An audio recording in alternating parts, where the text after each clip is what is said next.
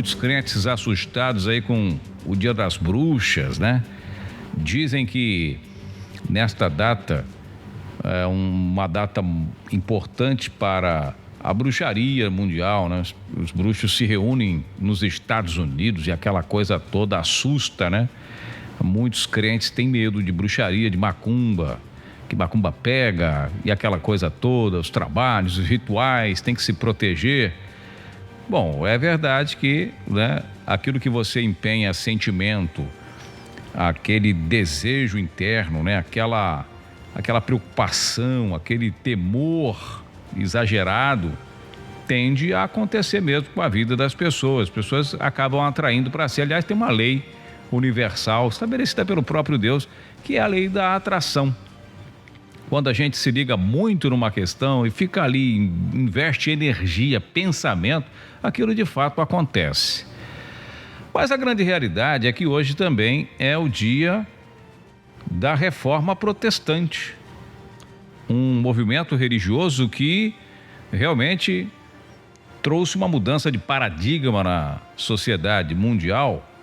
Aliás, toda a questão da modernização, da reforma, da Revolução Industrial, toda aquela questão, Revolução Francesa, tudo isso veio a reboque, né? Veio na sequência da Reforma Protestante, que aconteceu por volta de 1500. Aliás, a Reforma Protestante mudou não somente a questão religiosa, mas, como eu digo, mudou a forma com que a sociedade passou a se comportar, a viver. Então, essa Reforma Protestante impulsionou a educação, a liberdade de pensamento, tornou o conhecimento acessível. E essa Reforma Protestante, feita lá, para ser mais exato, em 1517, com o monge católico e professor alemão Martinho Lutero. Lembra das 95 teses na porta da igreja do castelo de Wittenberg, na Alemanha, propondo uma série de críticas às práticas da Igreja Católica de sua época. Então, essa data é considerada o marco inicial da Reforma Protestante, movimento que transformou profundamente a religião, a política e a sociedade europeia. Eu já fiz algumas análises assim um pouco mais sérias sobre a Reforma Protestante e eu vejo que ela partiu mais de uma questão política do que propriamente religiosa. Essa é que é a minha visão com relação à Reforma Protestante. Me desculpe aí os que são fãs da Reforma Protestante. Aliás, eu reconheço que nós devemos muita coisa à Reforma Protestante. Devemos praticamente tudo que nós vivemos, toda essa revolução, a reboque dessa revolução, como eu disse, dessa reforma. Muitas coisas aconteceram, a política mudou a forma de analisar as coisas, as massas, né? A população, principalmente no Ocidente, teve um aumento intelectual, enfim, muita coisa importante e boa veio, eu reconheço, da Reforma Protestante, mas reconheço também que isso foi uma questão política. Por que eu estou dizendo? Por exemplo, a Bíblia, os textos bíblicos como é que eu posso dizer? Era só para a elite religiosa, só padre, só a Igreja Católica podia ler Bíblia. O cidadão comum não tinha Bíblia, não podia ler, porque tinha coisas ali que realmente a pessoa ia olhar e ia ver que não estava batendo. Como as 95 teses lá de Lutero. Então, obviamente que isso trouxe uma liberdade de pensamento, reflexão, mas a sociedade tinha que passar por transformações. A elite mundial da época percebeu que era a hora do boom, era a hora da economia explodir, porque senão ia ficar travado até quando? A Igreja Católica exercendo uma opressão forte sobre a população, tudo, não podia fazer isso, não podia fazer aquilo, era aquilo outro, aquele rigor religioso em que mantinham as pessoas sobre um domínio cruel, né? Vamos dizer assim, era complicado mesmo, viu? Até para dar opinião era uma questão complicada. Então você dá opinião ali, poucos se atreviam Só filhinho de papai, olhe lá, que podia dar opinião, e olhe lá. Mas essa transformação era necessária, então a elite global falou, é hora de a gente libertar, e deu-se corda para o jovem Lutero, que tinha lá suas ambições, tinha lá seus objetivos. E aí quem quiser pesquisar um pouco mais a história, por trás da história, vai ver que os interesses de Lutero, né? Lutero tinha suas intenções, Calvino tinha suas intenções. Não estou aqui para atacar seus seguidores, seus fãs, né? Que são muitos, são milhares de evangélicos que ovacionam esses grandes homens. Pagaram um preço, mas eles tinham... Lutero, por exemplo, tinha um desejo muito grande de chegar ao papado, não conseguiu. Será que você sabe disso? Talvez não. Será que isso o impulsionou nas suas 95 teses e essa revolução não foi mais uma reação de Lutero? Bom, eu não vou aqui deixar você mais nervoso que eu acredito que esteja, porque você é fã, provavelmente, né? Nós devemos, tá? Antes que você continue aí a me julgar, nós devemos sim muitas coisas a esses homens, mas é preciso analisar a história por trás da história, procurar um pouco mais de informação para você ver tudo que estava por trás envolvendo a famosa reforma protestante. E o povo, como sempre, massa de manobra, né? Teve brigas, teve confusões, como na Irlanda, dividida lá, um lado do outro, aquela briga toda que você já sabe, protestante e católicos. A briga era muito grande, hoje está mais, né? Hoje estão caminhando juntos, de mãos dadas. Mas o que eu estou falando isso? Hoje é dia 31, dia da reforma protestante. E há quem diga, e aí é onde eu queria entrar, há quem defende que a coisa está tão feia para o meio evangélico, que o meio evangélico, a questão do evangelho hoje tomou um rumo tão complicado que necessitemos de novos Martinhos Luteros e Calvinos para fazer uma nova reforma protestante. Muito se fala sobre isso. Talvez você ainda não ouviu falar, mas está dizendo, olha, a coisa está tão feia que daqui a pouco vai precisar fazer uma reforma dentro da reforma. E aí eu te pergunto, olhando para as Escrituras, quando foi que a Igreja de Cristo precisou de uma reforma? Quando que foi que a Igreja do Senhor Jesus precisou protestar contra alguma coisa? Esse é o primeiro ponto que, aliás, esse é o cerne da minha reflexão de hoje.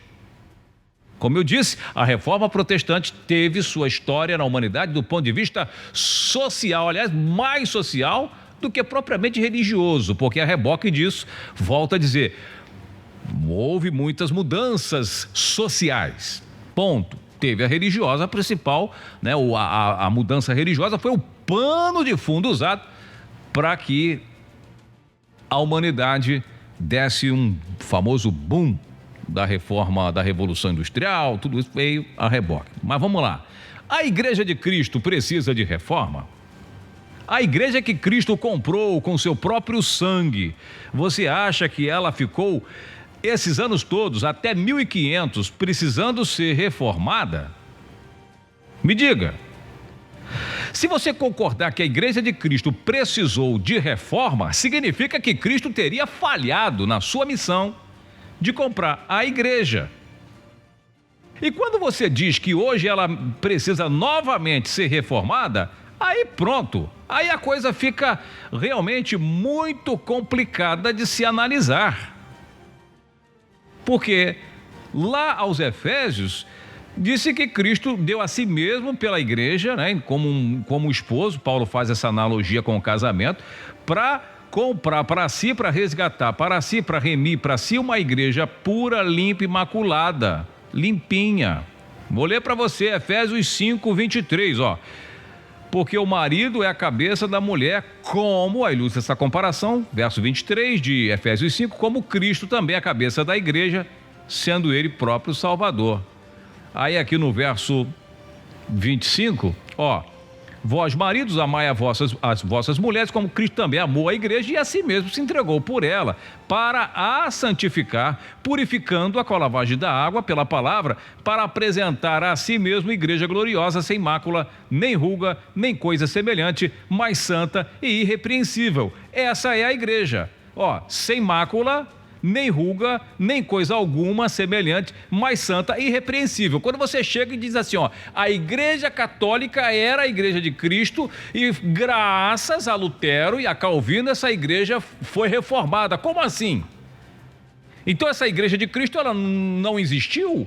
Essa igreja sem mácula? Porque se Lutero chegou à conclusão e disse assim, olha, a igreja precisa ser reformada porque a igreja está fazendo tudo errado. Ponto. A igreja tem que mudar tudo. Quer dizer, que igreja é essa que tem que mudar tudo? Que igreja é essa que precisa de 95 teses para que sejam mudadas, né? Ou analisadas e seguidas porque essa igreja não estava bem, a igreja estava capengando. De que igreja que nós estamos falando? Só se for a igreja de Constantino, que surgiu no ano 325 no Concílio de Nicéia. Essa eu acredito que sim, precisou desses nobres homens, abre aspas aqui, para reformá-la. Porque a igreja de Cristo, se você chegar à conclusão que a igreja de Cristo hoje precisa passar por uma nova reforma, porque está uma bagunça generalizada, calma aí, então o processo falhou. De que santidade é essa que nós pregamos há esses anos todos, essas décadas todas? E volto a dizer, antes que você me chame, me xingue, alguma coisa assim, mas esse cara não sabe nada do que está falando, porque graças à reforma ele pode estar aí falando o que ele precisa falar. Eu volto a dizer, eu não tiro os méritos desses homens que revolucionaram, que reformaram, que nos deram a oportunidade de falar, mas a gente está falando de democracia. A democracia precisava chegar. E foram eles os veículos usados para a democracia, o sistema democrático. Tinha que haver a transição de monarquia para democracia e agora vamos voltar a mais à frente agora, uma tecnocracia, depois teocracia e aí o sistema vai assim. Mas daí você dizer, não, olha, precisava dessa reforma, a igreja de Cristo precisava dessa reforma. Ora, quer dizer que se Pedro, por exemplo, ninguém reformou para Pedro poder falar e ele falava, os discípulos falavam e pagavam o preço por falar num sistema de governo que era totalmente diferente do nosso de hoje e eles não deixaram de falar porque tinham o Espírito Santo. Então eu não preciso, o Filho de Deus, o servo de Deus, não precisa da reforma protestante para poder falar. Se você ovaciona eles, porque graças a eles nós podemos falar, quer dizer, Pedro também não podia. Então tem que poder falar? Você está entendendo o que eu estou dizendo? Então quando você chega e diz, olha, precisamos reformar porque a coisa está aí tudo acontecendo, crente fazendo isso, crente fazendo aquela coisa, está fugindo do controle e nós precisamos agora de vir novos Luteros. Olha, isso é muito comum, acredite se quiser, as pessoas pensam assim, precisamos mudar de novo, voltar às raízes, à essência, mas cadê aí agora quem poderá nos defender da bagunça que está acontecendo no meio evangélico? Então precisamos de uma nova reforma. Não precisamos de nova reforma. A igreja do Senhor Jesus nunca precisou e nunca precisará de reforma. A reforma de Lutero, a reforma de Calvino não foi para a igreja de Cristo que ele comprou com seu próprio sangue. Ponto. Goste você ou não. Ela foi importante do ponto de vista social, para o sistema religioso foi importante, mas para a igreja do Senhor Jesus não teve a menor importância, porque a igreja dele sempre esteve limpa, pura, imaculada. Não é ONG, não é instituição, não é CNPJ. A igreja de Cristo não são as paredes de pedra. Essas paredes de pedra podem precisar de novas reformas, sim. Essas paredes, essas ONGs, esses CNPJ, essas instituições estão precisando de uma ampla reforma. Essas sim, mas a igreja de Cristo pura não precisa e nunca precisou de reforma.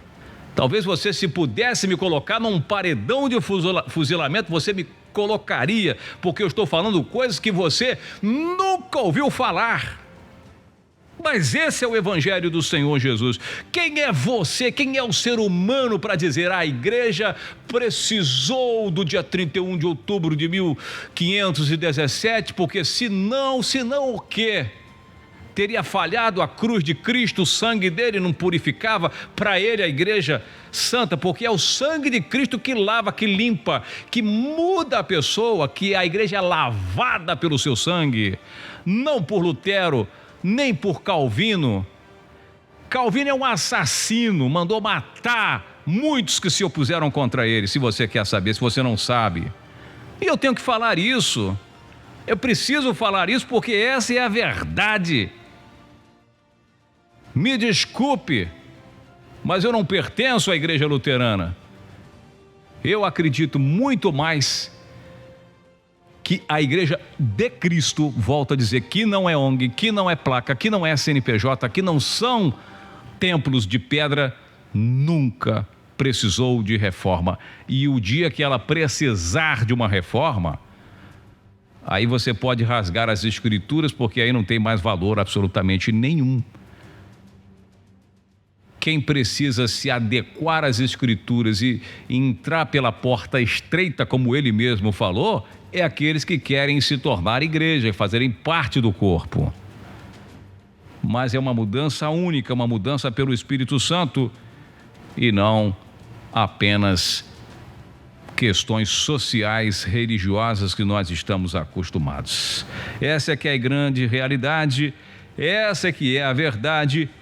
Mas eu não estou aqui para fazer afago ao sistema religioso, mas sim para falar a verdade. Doa a quem doer. Doa a quem doer. A reforma teve sua importância, volto a dizer. Tem a sua relevância. É um marco, é uma mudança de paradigma na sociedade. Volto a dizer, ela é super importante pelo nível social e até mesmo religioso, por que não? Mas ela não envolve de fato a igreja verdadeira do Senhor Jesus. No ar, Nossa Voz, um programa que visa despertar a sua fé para as verdades que libertam. Apresentação Tony de Souza. Excelente noite para você que está ligado aqui na Betel FM. Hoje é quinta-feira, 31 de outubro de 2024. Falando de uma coisa aí que eu não sei nem se eu saio ao vivo daqui hoje, misericórdia.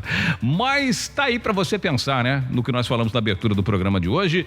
E uma ótima quinta-feira para você que tá de volta para casa. Respira aí, tá aborrecido comigo? Toma um copo d'água, dá um glória a Deus aí, meu irmão. E aqui comigo é assim, né? A gente vai falando aqui, você pode mandar mensagem pra gente, pode entrar em contato conosco. Bom, nós vamos agora a um louvor. Daqui a pouco nós voltamos aqui no nosso programa Comunicando com Você.